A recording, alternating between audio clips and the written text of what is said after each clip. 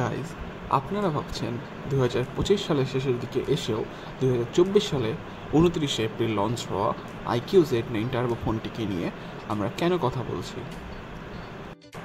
ভাই, কথা বলবো না ভাই কেন? 2025 সালে এসেও এই ফোনটির পাওয়ার ভালো ভালো ফোনকে বিট করেছে। কোয়ালকমের স্ন্যাপড্রাগন 8s Gen 3 যেটা কিনা এই ফোনকে পাওয়ার করছে, সাথে অ্যাড্রিনো 735, দুটোর কম্বিনেশন মিলে ফোনটার পারফরমেন্স একটা অন্য লেভেল নিয়ে গেছে, যেটাকে বিট করার জন্য খুব কম ফোনই রয়েছে। অ্যান্ড এটার সাথে আসা 6000 mAh ব্যাটারি, সাথে 80 ওয়াটের ফাস্ট চার্জিং। ওয়াও, এটাই এই ফোনটিকে অন্য ফোন থেকে আলাদা করেছে 2025 সালের শেষের দিকে এসেও। এই জন্যই এই ফোনটিকে নিয়ে কথা বলা। শুধু পারফরমেন্সেই নয়, এটার সাথে রয়েছে 144 হার্জের HDR সাপোর্টেড একটি ডিসপ্লে, যেটা 4500 নিটস ব্রাইটনেস দিতে সক্ষম।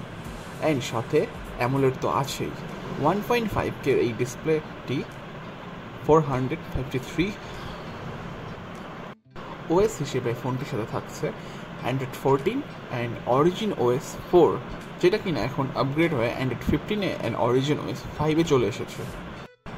1.5K রেজুলেশন নিয়ে, সাথে 453 PPI ডেন্সিটি নিয়ে ডিসপ্লেটি আসছে।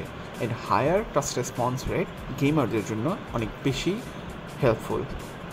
গেমার অ্যান্ড মাল্টিটাস্কিং করতে যারা বেশি পছন্দ করে, তাদের ফার্স্ট প্রায়োরিটি থাকে ফোনের র্যাম কত। সো ফোনের বেস ভেরিয়েন্টেই দিয়েছে company 12GB RAM and 256GB ROM, and এটার অপশনাল হিসেবে রয়েছে 16GB অ্যান্ড 512GB পর্যন্ত অপশন। UFS 4 এর সাথে এই ফোনটি আসছে, সো বোঝাই যাচ্ছে ফোনটির রমও অনেক ভালোই ফাস্ট। পারফরমেন্স নিয়ে তো অনেক হলো, চলুন এখন ফোনের ক্যামেরার দিকে যাওয়া যাক। ফোনটিতে রিয়ারে দুটো ক্যামেরা ইউজ করা হয়েছে। একটি মেইন 50 মেগাপিক্সেলের 1.8 অ্যাপাচারের ওয়াইড অ্যাঙ্গেল লেন্স, যেটা YS সাপোর্টেড, অ্যান্ড সেকেন্ডারিটা 8 মেগাপিক্সেলের 2.2 অ্যাপাচারের আলট্রা ওয়াইড লেন্স। সো গেমাররা যে জাস্ট গেমই খেলবে এটা নয়, ফোনটি অনেক ভালো ছবি নিতেও সক্ষম। অ্যান্ড ফ্রন্ট ক্যামেরাতে ইউজ করা হয়েছে 16 মেগাপিক্সেলের 2.5 অ্যাপাচারের ওয়াইড অ্যাঙ্গেল একটি লেন্স। সো রিয়ারের 50 মেগাপিক্সেল ক্যামেরাটা অনেক ভালোই ছবি তোলে। যেহেতু এটাতে YS আছে, সো শেকিং বা হালকা ফুলকা লো লাইটেও এটা ভালো স্টেবল ক্লিয়ার ক্রিস্টাল ছবি দিতে সক্ষম হয়। অ্যান্ড এটাতে পোর্ট্রেট মুড হিসেবে অবশ্যই পোর্ট্রেট মুড আছে, বাট পোর্ট্রেট মুডে 2x অপশন দেওয়া আছে, যেটা ডিজিটালি জুম করে, বাট অনেক ফোনেই থাকে না। অ্যান্ড এটা 2x ডিজিটালি জুম করেও অনেক সুন্দর পোর্ট্রেট নিতে সক্ষম এই ফোনটি।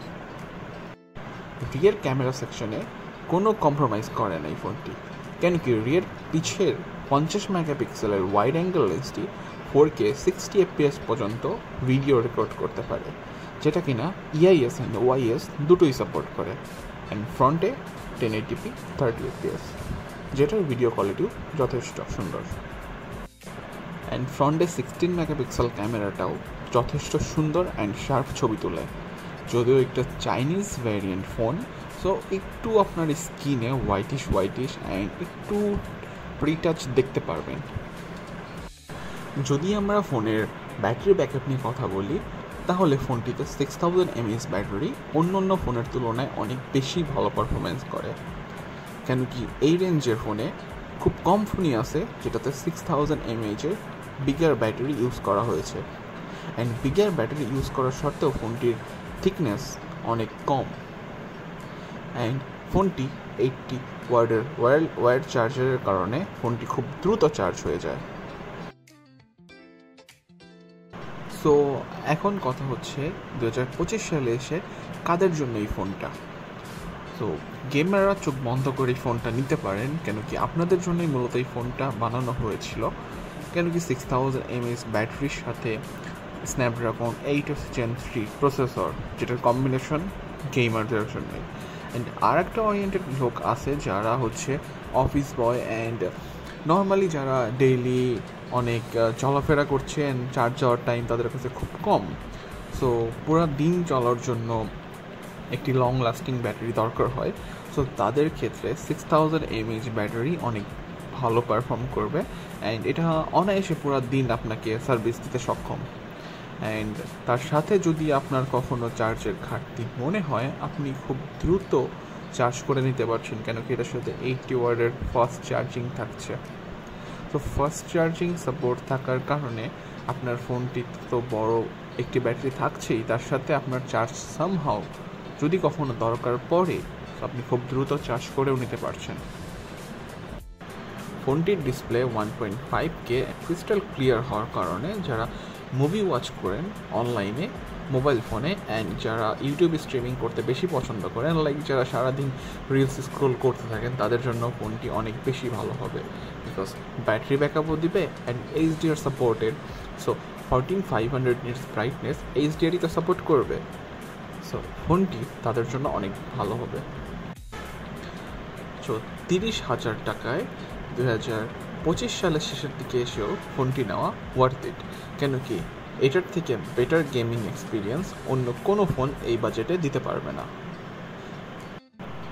যদি আমাকে আস্ক করেন, আমি বলবো 30,000 টাকার মধ্যে ফোনটি নেওয়া ওয়ার্থ ইট হবে 2025 সালের শেষে এসেও, কেন কি এটাতে 144 হার্জ ডিসপ্লে, সাথে 4500 নিটস ব্রাইটনেস, অ্যান্ড সাথে আছে স্ন্যাপড্রাগন 8S Gen 3, সবগুলোর কম্বিনেশন। অ্যান্ড ভুলেই গেলাম আমরা 6000 mAh ম্যাসিভ ব্যাটারি। সবগুলো মিলে 30,000 টাকা বাজেটে বাংলাদেশ মার্কেটে ফোনটি বেটার একটি ডিল বলে আমার মনে হচ্ছে। আর আপনাদের কি মনে হয় iQOO Z9 টার্বো নিয়ে? অবশ্যই আমাকে জানাবেন। অ্যান্ড 2025 সালের শেষে এসে অন্য কোনো ফোন আছে কিনা যেটা আপনারা পছন্দ করছেন বা আপনারা কিনতে চান, অবশ্যই সেটা আমাকে জানাবেন। সো আজকের ভিডিও এই পর্যন্তই ছিল। সো দেখা হবে অন্য কোনো দিন অন্য কোনো ফোন বা টিপস অ্যান্ড ট্রিক্স ভিডিও নিয়ে।